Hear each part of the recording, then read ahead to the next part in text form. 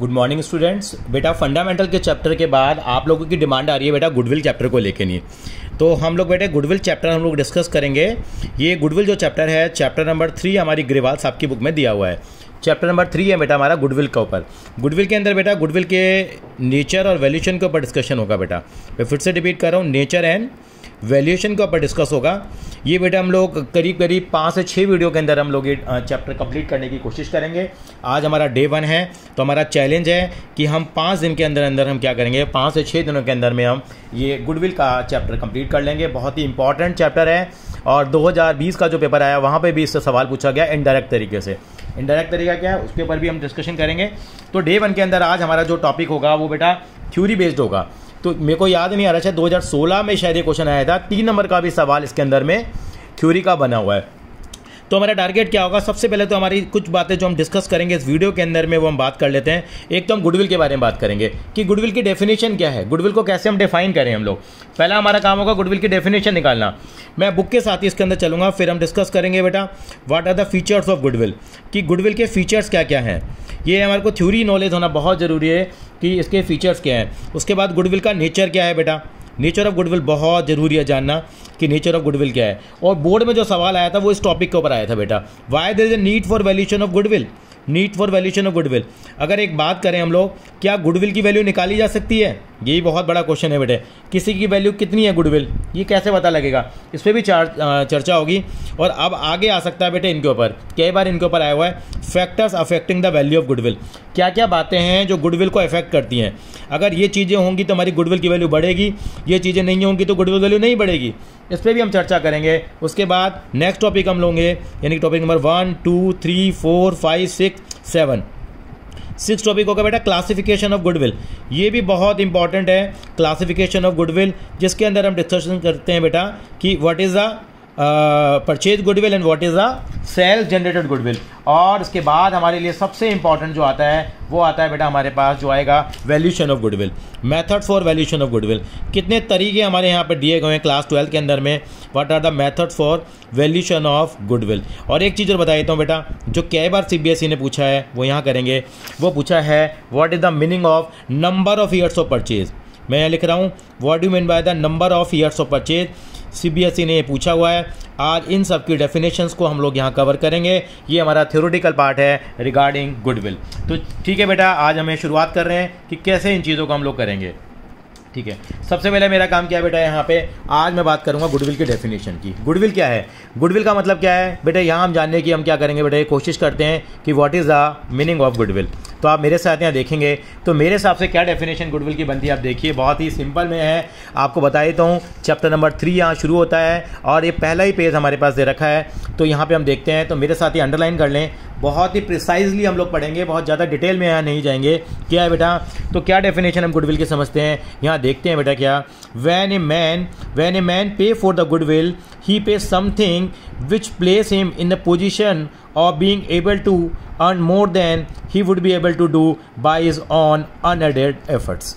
ये डिक्सी की डेफिनेशन दे रखी है, यानी कि when a man pay for the goodwill, जब एक पर्सन पे करता है गुडविल के लिए, he pays for something which place him in a position of being able to earn more than he would be able to do by his own unaided efforts.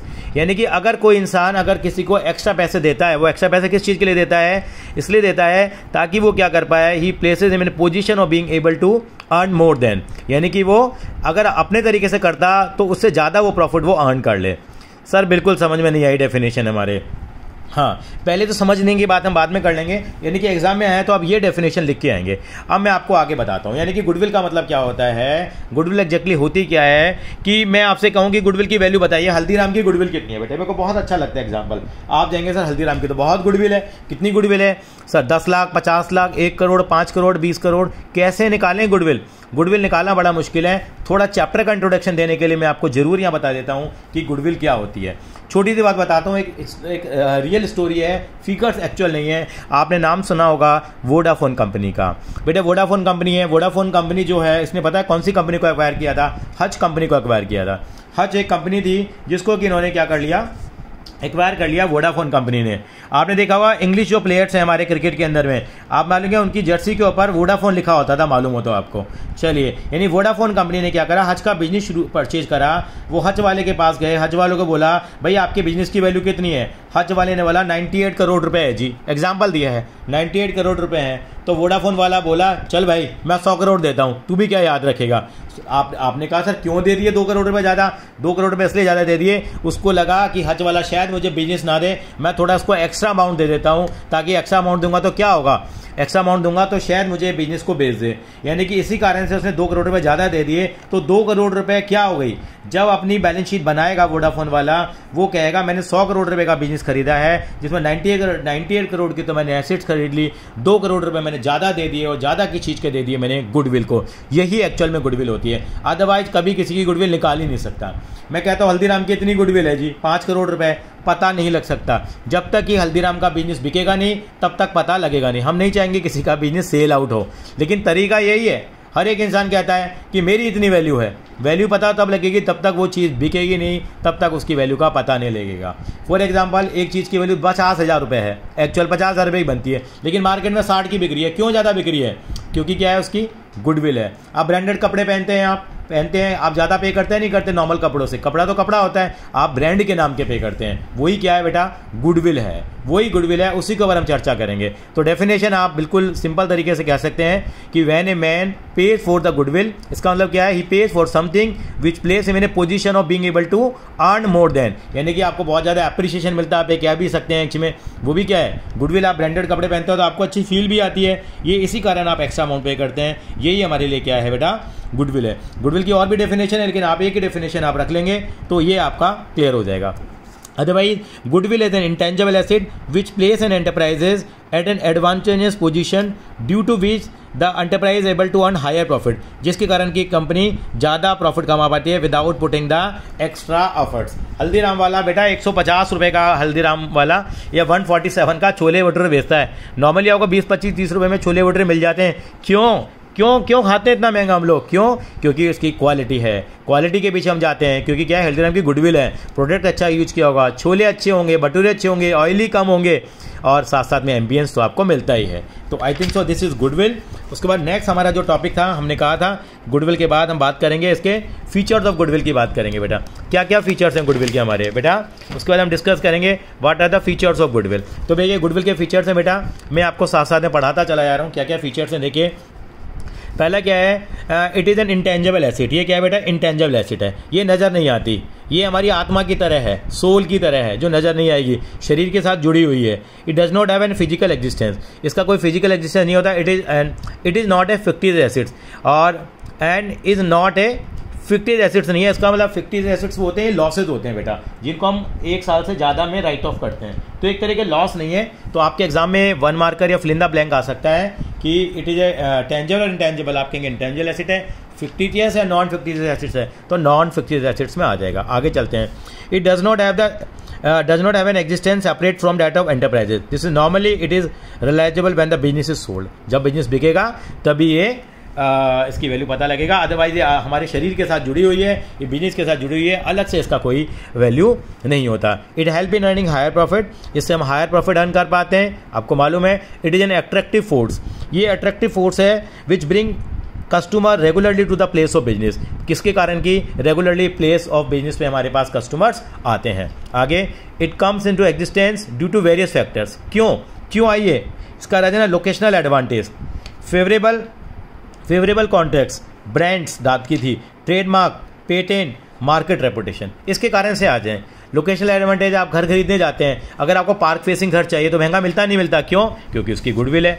Favourable contracts, एक company के पास बड़े अच्छे contracts हैं तो आप चाहेंगे यार इस कंपनी से कॉन्ट्रैक्ट किया जाए, क्योंकि इसके पास बड़े लोगों के साथ टर्म्स बने हुए हैं। ब्रांड्स, अगर ब्रांड के पास जाते हैं, इसी कारण से अच्छे ब्रांड होते हैं तो गुडविल बढ़ जाती है। ट्रेडमार्क एक सिंबल होता है, आपको लगता है कि अच्छी सिंबल वाली चीज़ अगर आपने यूज़ कर रखी है, अगर आपने वर्साचे के कपड़े पहने हुए हैं, आपने पूमा का पहना हुआ है, तो लोगों को क्या कहता है, ट्रेडमार्क है, यानी कि हम बिजनेस शुरू करते हैं एक मार्क बन जाता है और लोग कहते हैं यार ये तो ब्रांडेड चीज़ें पहनता है।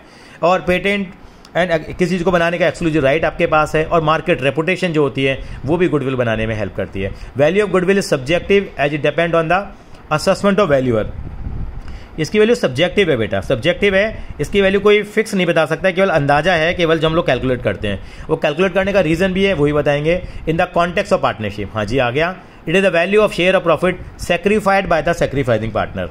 इसका मतलब ये बताएंगे आपको, थोड़ा आपको रुकना पड़ेगा। तो ये हमारे लिए इंटेंजिबल एसेट्स की डेफिनेशन में आ जाती है। बहुत लंबी वीडियो ना बने, हम थोड़ा छोटा करने की कोशिश करेंगे। और उसके बाद आता है बेटा what is the nature of goodwill. Nature of goodwill के अंदर आपको केवल एक याद रखनी है, it is N intangible asset, it amortise over it estimated useful life. ठीक है, अकाउंटिंग स्टैंडर्ड 26 उसको क्या करता है बेटा, गवर्न करता है। भाई ये ध्यान रख लीजिए, ये इंटेंजिबल एसेट है, ये इसका नेचर है। अब आता है need for valuing the goodwill. ये बोर्ड में सवाल पूछा गया था और बड़े स्मार्टली तरीके से पूछा, मेरे को आज तक याद है कि ज़रूरत क्या पड़ती है वैल्यू ऑफ गुडविल की। इसका रीज़न ये है, मान लीजिए ए और बी दो पार्टनर हैं और नया पार्टनर सी आता है। 5 साल से दोनों ने बिजनेस शुरू करा। मैंने दोबारा कहा, ए और बी ने क्या करा है, बिजनेस शुरू करा है। 5-5 लाख रुपए लगा के बिजनेस शुरू करा, ए ने और बी ने। इसने भी कितने लगाए, 5 लाख, इसने भी लगाए 5 लाख। अब सी आता है बिजनेस के अंदर में 10 साल के बाद, कहता है मुझे ये पार्टनर बना लो। ठीक है, कह रहे हैं मैं भी 5 लाख ले आता हूँ, तीनों बराबर के पार्टनर बन जाएंगे। ए और बी ने कहा हम पागल हैं क्या जो आपके बिजनेस में आ जाएंगे, कि हमें बिजनेस चलाते हो 10-10 साल हो गए, आज मार्केट में हमारी क्या है, गुडविल है, आज मार्केट में हमारी रेपुटेशन है। तो ए और बी जाते हैं किसी से वैल्यू निकलवा के आते हैं मार्केट में, कहते हैं कि भैया मार्केट में हमारी वैल्यू निकलवाई, वो वैल्यू कितनी आ गई हमारी, 6 लाख रुपये आ गई जी हमारी वैल्यू। तो 6 लाख आ गई वैल्यू, अच्छा जी, यानी कि 6 लाख रुपये की मार्केट में गुडविल है जी इनकी, यानी गुडविल है। तो उन्होंने कहा कि भैया आपको कैसे पता लगा 6 लाख की गुडविल है, ये सब्जेक्टिव है, बिजनेस बेचा नहीं है, लेकिन ये हम लोगों ने वैल्यू करवा ली, कुछ फॉर्मूलेज हैं हमारे पास, उस पर चर्चा करेंगे। तो यानी 6 लाख की गुडविल आ गई, तो उन्होंने सी को बोला भैया तू 1/3 शेयर के लिए आ रहा है, तू 2 लाख रुपये एक्स्ट्रा लेके आ, यानी कि तू कितने लेके आएगा, 5 लाख नहीं, कितने लेके आएगा, 7 लाख रुपए लेके आएगा। कितने रुपए लेके आएगा, 7 लाख रुपए। 2 लाख रुपए किस नाम के लेके आएगा तो बेटा गुडविल के नाम के लेके आएगा। यानी कि गुडविल की जरूरत क्यों पड़ी, यानी कि इसलिए जरूरत पड़ी हमारे को जब भी किसी पार्टनर का हमें क्या करना होगा, एडमिशन करना होगा। क्या करना होगा, एडमिशन करना होगा। ये तो है कि when a new partner is admitted.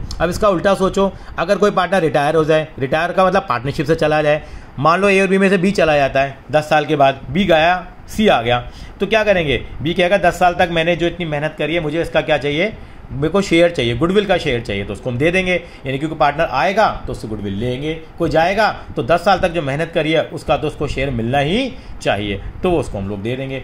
यानी कि और when there is change in the PSR, जब रेशो पार्टनर के बीच में चेंज हो जाती है, मान लो 50-50 के पार्टनर हैं, कल को 60-40 के हो गए, तो नेचुरल से बात है 60 का अगर किसी पार्टनर का शेयर हो जाएगा तो 40 वाला कहेगा कि भैया आगे से हमारा शेयर, मेरा शेयर कम हो रहा है, लेकिन 10 सालों की जो मेहनत करी उसका मुझे शेयर चाहिए, तो उसके लिए क्या निकालना पड़ेगा, गुडविल। अब सुनिए मजेदार बात क्या है, CBSE ने पूछा कि गुडविल की जरूरत कब पड़ती है, इन तीनों पॉइंटों को छोड़कर।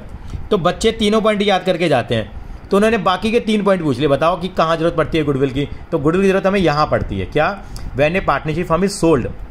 अगर पार्टनरशिप फर्म का बिजनेस बिक जाएगा, बिकने का मतलब अगर हम लोगों ने बिजनेस को बेच दिया तो इसका मतलब एज ए गोइंग कंसर्न, तो इसका मतलब फिर हमें वैल्यूएशन ऑफ गुडविल जरूरत पड़ेगी। व्हेन 2 और मोर फर्म अमलगमेट, अगर 2 फर्में मिलके नहीं, अगर मिल जाती है, उनका मर्जर हो जाता है, अगर उनका मर्जर हो जाता है तो क्या कहलाएगा, तो भी हमें जरूरत पड़ेगी वैल्यूएशन ऑफ गुडविल की। उसका कारण क्यों है, क्योंकि एक फर्म और दूसरी फर्म में मिल जाती है तो दोनों अपनी अपनी फर्म की क्या निकालेंगे, गुडविल निकालेंगे। और when A partnership firm is converted into the company, partnership firm किस में बदल जाती है, कंपनी में बढ़ जाती है, तो भी हमें वैल्यूएशन ऑफ गुडविल की जरूरत पड़ेगी। ये 3 केसेस जरूर याद रखेंगे बेटा। आगे चलते हैं, नेक्स्ट टॉपिक होगा बेटे factors affecting the value of goodwill, कि वो फैक्टर बताइए जहां पे कि हम लोग गुडविल की वैल्यू क्या होगी, हमारी अफेक्ट होगी। देखिए पहला क्या है बेटा, एफिशिएंट मैनेजमेंट। मैं ज़्यादा डिटेल में नहीं जाऊंगा, अगर आपकी मैनेजमेंट एफिशिएंट है बेटा, तो अगर आपकी मैनेजमेंट एफिशिएंट है, नेचुरल से बात है आपकी गुडविल इफेक्ट होगी। एफिशिएंट, ज़्यादा अच्छी मैनेजमेंट है, ज़्यादा गुडविल अच्छी होगी, अच्छी मैनेजमेंट नहीं है तो गुडविल भी अच्छी नहीं होगी। बहुत डिटेल में नहीं जाएंगे, आप पढ़ लेंगे। फेवरेबल लोकेशन है, अगर आपके बिजनेस की लोकेशन बहुत अच्छी है, आपकी जो शॉप बनी हुई है वो क्या है, मेन चौराहे पे बनी है, आपकी कनाट प्लेस के अंदर में मान लीजिए, तो आपकी लोकेशन बहुत बढ़िया हुई नहीं हुई हमारे पास, ठीक है कि नहीं है। कॉर्नर की आपकी शॉप है तो आपकी लोकेशन अच्छी हुई है नहीं, जंगल में आकर आपकी दुकान खुली हुई है, तो बेटे क्या लोकेशन अच्छी नहीं होगी, तो कंपैरेटिवली उसके कंपैरिजन में आपकी गुडविल क्या हो सकती है, कम। इस बिजनेस लोकेटेड है फेवरेबल लोकेशन, ठीक है, इसका मतलब उसकी वॉक इन हैंड हो जाता है लोगों के लिए आना, तो गुडविल की वैल्यू इंक्रीज होगी। फेवरेबल कॉन्ट्रैक्ट्स मैंने पहले बताया था, अगर किसी फर्म के पास अच्छे कॉन्ट्रैक्ट हैं, sale purchase goods at favourable prices, इससे भी हमारा क्या हो जाएगा, गुडविल का वैल्यूशन बढ़ जाएगा। लॉन्गर स्टैब्लिशमेंट ऑफ बिजनेस, जितना पुराना बिजनेस होगा गुडविल की वैल्यू उतनी ही क्या होगी, ज़्यादा होगी। जैसे आज रिलायंस इंडस्ट्रीज़ के अंदर में हमारा ट्रस्ट है, रिलायंस है, टाटा है, इन लोगों में हमारा क्योंकि पुराने बिजनेस बने हुए हैं, नए बिजनेस की चीज़ें खरीदने में हमें थोड़ा डर लगता है। एडवांटेज ऑफ पेटेंट्स, अगर किसी चीज़ को बनाने का एक्सक्लूसिव राइट आपके पास ही है तो उससे भी गुडविल बढ़ जाती है। जैसे रूह अफ़ज़ा का शरबत आप पीते हैं ना, रूह अफ़ज़ा कोई और नहीं बना पाता ना बेटा, सबसे बढ़िया शरबत लगता है हमारे को उसका, तो उसका मतलब क्या है, उसकी गुडविल है, वो क्वालिटी कोई और कंपनी नहीं दे पाती है। तो एडवांटेज ऑफ पेटेंट, वो चीज़ केवल उन्हीं के पास है। एक्सेस टू सप्लाई, यानी कि वैन, ये इसका मतलब क्या होता है, अगर आपकी फर्म के पास जो जिससे वो मैन्युफैक्चरिंग करती है, जो उसका रॉ मटेरियल वगैरह है वो उसको ईजिली अवेलेबल हो रहा है, तो उसका मतलब वो क्या फर्म है, उसकी गुडविल ज़्यादा होगी।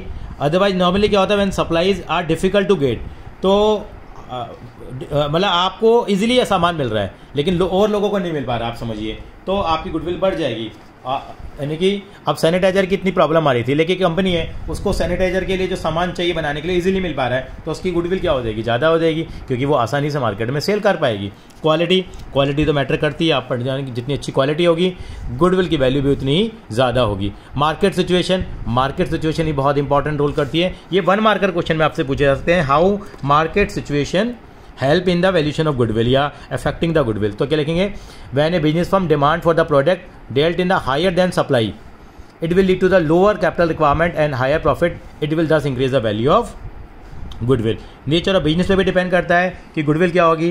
When the product deal are in high demand although not in supply, profit will be higher. अगर डिमांड ज़्यादा है तो नीचे से बात गुडविल भी ज़्यादा होगी। रिस्क एसोसिएटेड बिजनेस इतना कोई खास नहीं है, पास परफॉर्मेंस है, पुरानी परफॉर्मेंस भी आपकी बहुत इंपॉर्टेंट रोल प्ले करती है। इसके अलावा आफ्टर सेल सर्विस हो गई आपकी, गुड कस्टमर रिलेशन हो गए, गुड लेबर रिलेशन हो गए, ये सारी चीज़ें भी हैं जो गुडविल की वैल्यू को क्या करती है बेटा, अफेक्ट करती है। चलिए अब आगे आते हैं बेटे, गुडविल में क्या है, गुडविल का क्लासिफिकेशन कर रहे हैं आज हम लोग। क्लासिफिकेशन गुडविल का मतलब क्या है, गुडविल को 2 पार्ट्स में डिवाइड किया गया है। पहले टाइप की गुडविल है परचेज्ड गुडविल है बेटा, क्या है, परचेज गुडविल है। दूसरी कौन सी गुडविल है बेटा, सेल्फ जनरेटेड गुडविल और नॉन परचेज गुडविल। बुक्स में जो गुडविल दिखाई जाती है बेटा परचेज गुडविल ही होती है। अभी हमने एग्जांपल भी किया था इसका, ठीक है ना।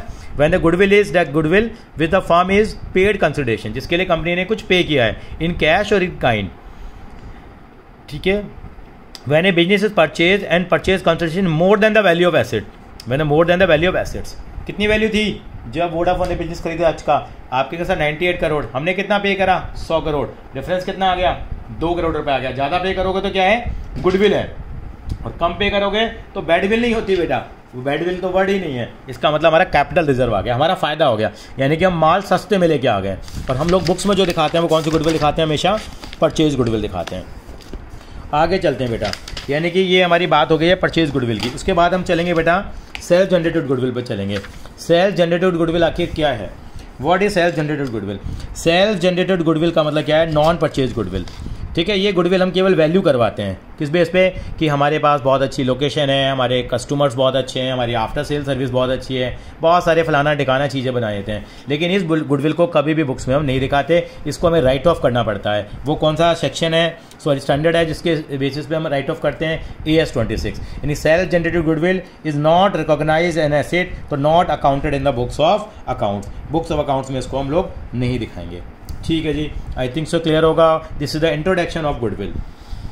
अब आते हैं how many methods are for the valuation of goodwill. बेटे हमारे पास 3 मेथड हैं जिनको हम डिस्कशन करेंगे। पहला मेथड है, इनके ऊपर आगे अन्य टाइम में हम वीडियोस बनाते जाएंगे आपके लिए। पहला मेथड कौन सा है बेटा, एवरेज प्रॉफिट मेथड होगा। दूसरा मेथड कौन सा होगा, सुपर प्रॉफिट मेथड होगा। और तीसरा मेथड कौन सा होगा बेटा, कैपिटलाइजेशन मेथड होगा। कौन सा होगा, कैपिटलाइजेशन मेथड होगा। इनको हम कवर करेंगे हमारी आने वाली वीडियोज़ के अंदर में।